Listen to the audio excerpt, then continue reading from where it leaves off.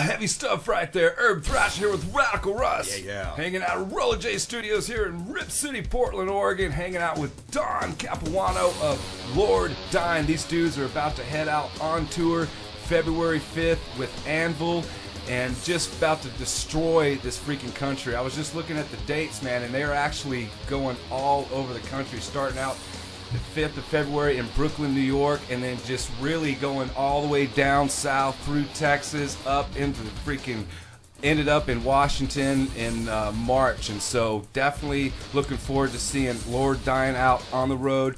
You just heard two tunes right there. You heard the first one that we talked about with Aaron Beam of Red Fang doing an open sore, and then this tune that you just heard right now was A Wound Outside of Time. Don, tell us about A Wound Outside of Time, recording in it, and who set us up with writing. People who maybe don't know Lord Dying right now, talk about some of the writing process, who does the writing, and just tell us about the tune. Well, the tune was written by Eric Olson and Chris Evans, the guitar players. Eric's lead vocalist. He writes all the lyrics, and yeah, it's I don't know, it's a creepy kind of cool last tune. It's short, and I don't know, it's pretty. I don't know, it's a fun, what's some of the fun funnest things about writing your bass parts and stuff? And what kind of equipment do you use? Tell the people. And I have an addition to that question. Pick, fingers, or both? I usually just play with pick, just to especially do fast stuff. For metal, yeah, I like to use the pick. I play 5-string bass,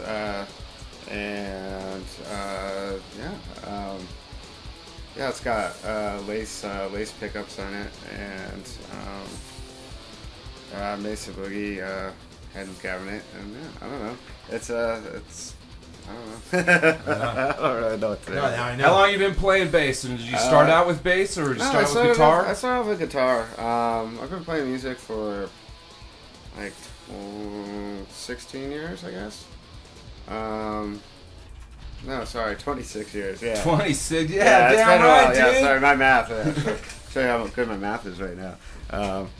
But I've been playing music a long time, and but I started off as a guitar player, and then just started kind of gravitating towards low end and rhythm is where it's at, that was always more interesting to me, I think, than playing flashy solos and shit, So. Yep. And so you're also in a band called Black Elk? That was a band I was in, a bunch of years ago. Yeah.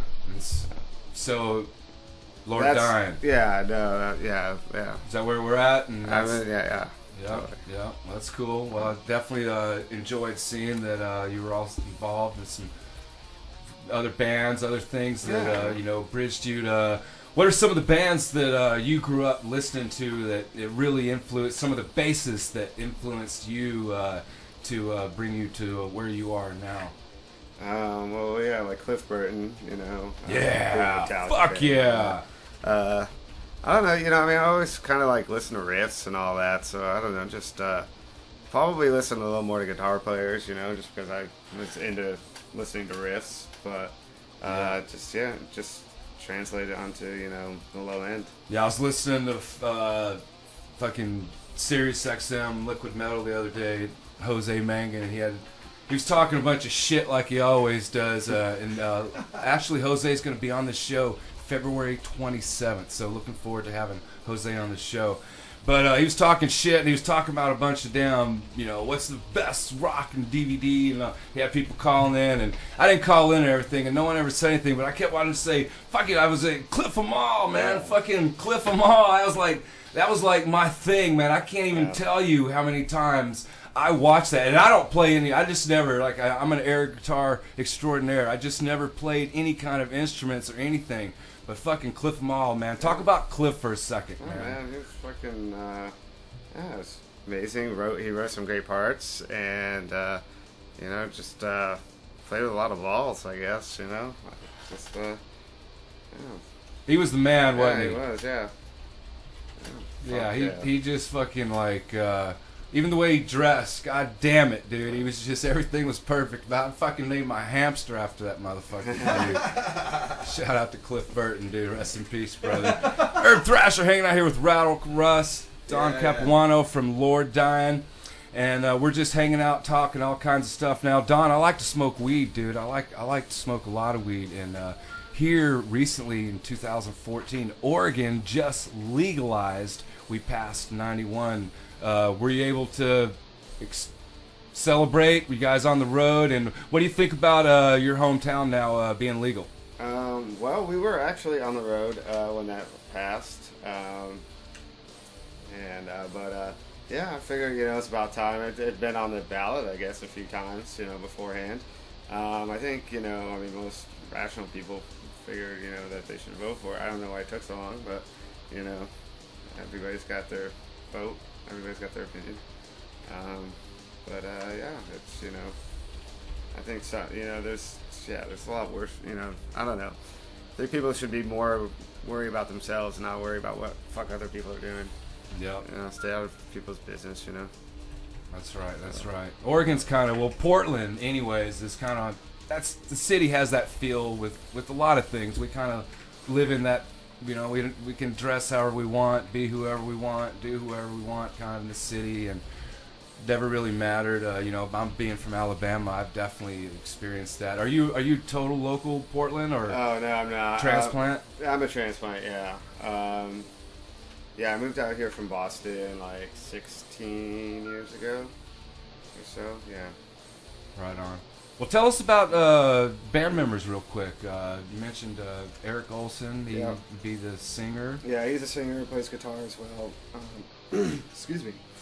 Chris Evans is also a guitar player, and we have a new drummer, Nicholas Parks, and we've played a few shows with him, and we're totally excited to have him in the band. And yeah, he'll be coming out on the road with us on this trip, and yeah, looking forward to this. All right, so I was wondering why there was 3 people in all the promo shots, and then the previous year there was 4 people in the promo shots, and so you guys got a new drummer. He's from Portland as well. Yeah. He plays in a couple local bands, a couple of bands. And yeah, no, he's fucking amazing drummer, and he's about to go on this tour. Yeah, you guys are taking him out and throwing him to it. Yeah, give him the Jason Newsted treatment. Probably not. No, we're gonna have a lot of fun though. It's gonna be fucking, I don't know. One of the best things I think about being on tour is you're playing every night, so you just get better and better every night. And usually, the show, you can just feel the show's getting better, performance-wise, and it's fucking pretty awesome. I can't wait to do it with everybody, and yeah. That's fucking awesome, man. Heading out on the road with Anvil starting in Brooklyn February 5th, and then heading on into Florida, heading on over to old Arkansas over there in Texas, Louisiana. Love those places. And then Arizona, going up into Colorado, and Russ's favorite places up in there. Idaho Falls. And then these, well, they're going to Utah too. You kind of have a little favor of Utah, don't you? Fuck Utah. What about, have you guys ever been pulled over on the road? Given any shit? Russ was pulled over in Utah, and that was kind of what I was dealing with him. What about you guys in the van? You guys... actually this last time we were stopped at a border crossing outside San Diego, and I guess the dog flinched or something when it went by our van, so we were searched. God damn, dogs, man. The lady cop was insistent that, we had something in the van, and she started looking through stuff, and then finally gave up. It was just like, well, you guys have fun with your drugs. You guys can go. It was like, why would you say that? Like, we didn't have dog anything. detected long hair. Yeah, that's I think the right. dog detected the Taco Bell wrappers. They were all on the floor of the van. But I don't know. But that's exactly what I'm talking about right there. Yeah. See, you guys, we got to keep fighting out there. We've got to really end this prohibition. So many states, and as you heard right there, just in that realm, so many bands. I mean, we've talked to Chris Barnes before, and Mark Hunter, and just so many musicians and so many bands who have been pulled over, and so we just got to keep fighting and keep ending this drug war.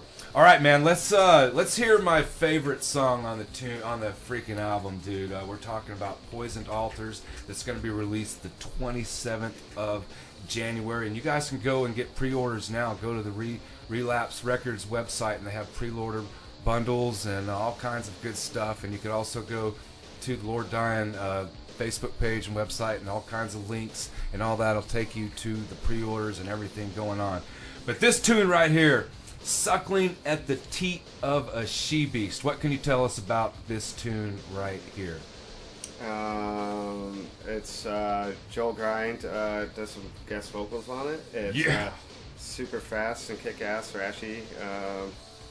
Yeah, it's got some crazy guitar work, some awesome riffs, and it's got kind of an 80s thrash vibe going to it too. It does, dudes, and you know, in the promo, it didn't even tell me that Joe Grind, and so I didn't know if Joel who was singing on it, but now it totally freaking makes sense. Fucking song was already 420 times good, and now it's just 8. That's 710. Now it's 710 good, dude. Turn this shit up.